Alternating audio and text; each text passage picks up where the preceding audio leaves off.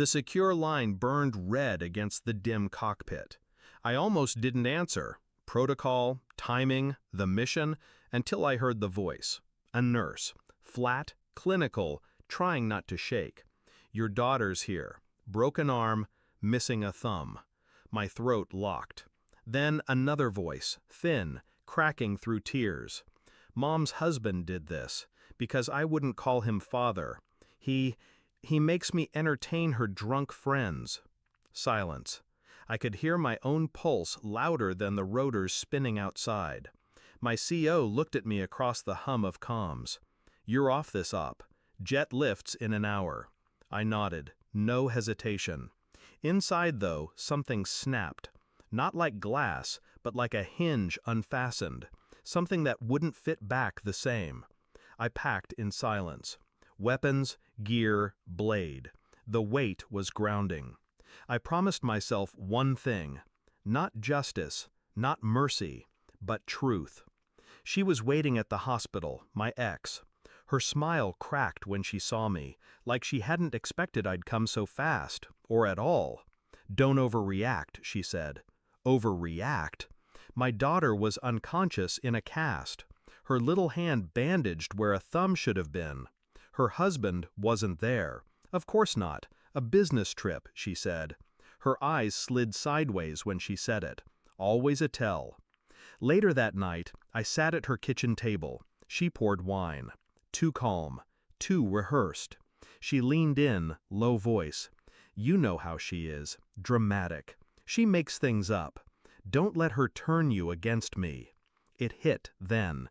Not just abuse. Not just cruelty. But betrayal. Deep.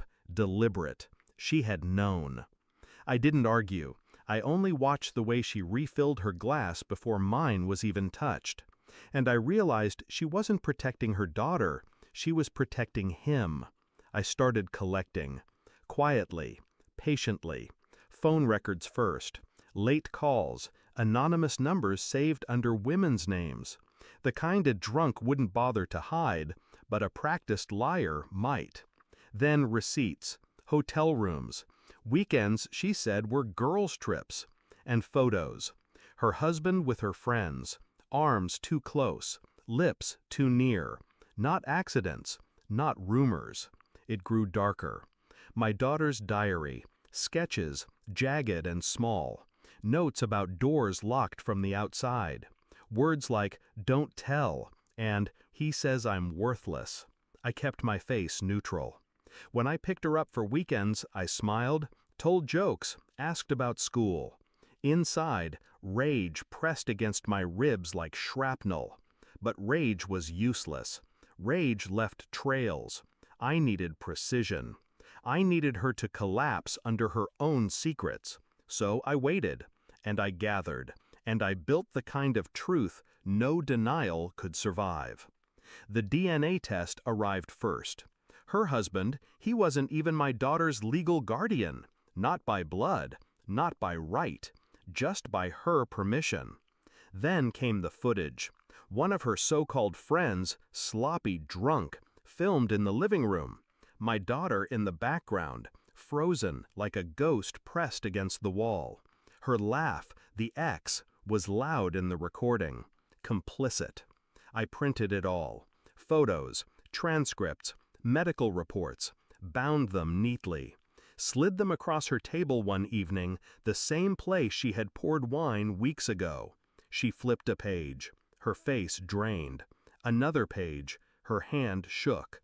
Finally she looked up, lips parting for some excuse. I only asked one question. Was it worth her thumb? Her glass tipped. Red spread across the wood. She broke first, crying, stammering, begging. I didn't raise my voice, didn't move. I just watched her crumble. The next morning I left the package with the district attorney. Anonymous. Clean. Another copy went to her parents, the ones who always called me too rigid, too cold. And one copy stayed with me, for her husband. I mailed it directly to his office. No note, no name. Just evidence. Enough to rot him from inside out, wondering Who knew? Who was watching? When the knock would come? When she called, voice ragged, I answered once. Her sobs spilled through the line. Please, don't ruin us. I hung up before she could finish. 6. Closure. Emotional detachment. Weeks later, custody was settled. Quietly, efficiently. She lost everything. House, reputation, the facade she had polished for years. I never celebrated. I never gloated. I just kept moving. Sometimes at night, I look at my daughter's bandaged hand when she sleeps. The absence where her thumb should be. A permanent reminder carved into flesh. I don't think of revenge then. I think of precision, of the cost of silence.